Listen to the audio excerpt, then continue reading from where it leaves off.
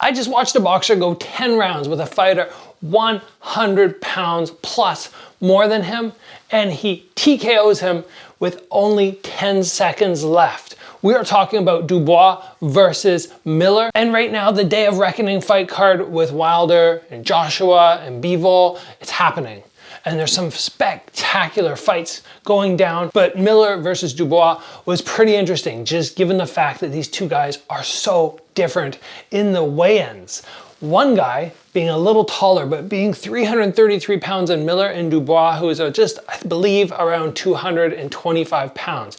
You see, even though they're around the same height, the difference in build, the difference in head size. This, you might say, doesn't play a big factor, but it absolutely does. It's sort of the equivalent of a 170-pound fighter who's 5'10", fighting a 225 or 230-pound fighter who's around the same height. Size makes a difference, and it's a great lesson for us in what to do when you're facing somebody who is a lot thicker and a lot stronger than you. Dubois, as I understand from the commentators, was facing a little bit of criticism for giving up in fights in the past, probably against Joshua or Wilder. I'm not sure exactly who he fought.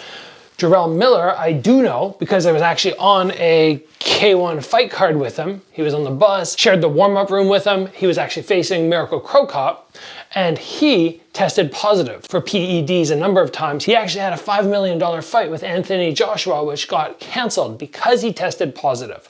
So he's back now.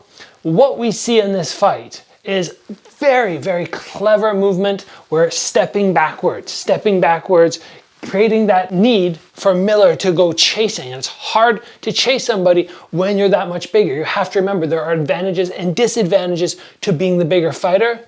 The disadvantage being you're not going to move as well. You're not going to bounce the same way that the lighter fighter will. So if the lighter fighter can stay mobile, back up, cut angles, he's going to have the advantage of burning down time and also burning down his opponent, making him chase. But that's not all Dubois did. He also, even though points were getting close to taken off, he was utilizing his head and pushing forward when they got to that tighter zone. The reason he did this, and none of the commentators mentioned it, which surprised me, but the reason you do this is if you're tight with somebody that much bigger and your head's right over top your feet, the person is going to be punching right around here.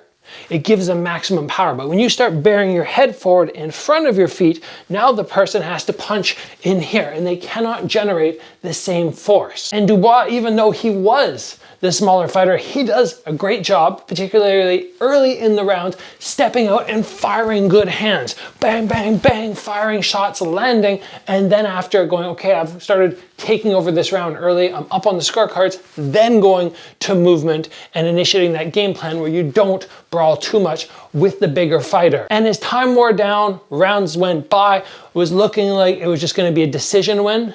But then late in the 10th, just like 20, 30 seconds before the fight was going to be done, Dubois starts to pick it up. He puts Jarrell Miller against the ropes.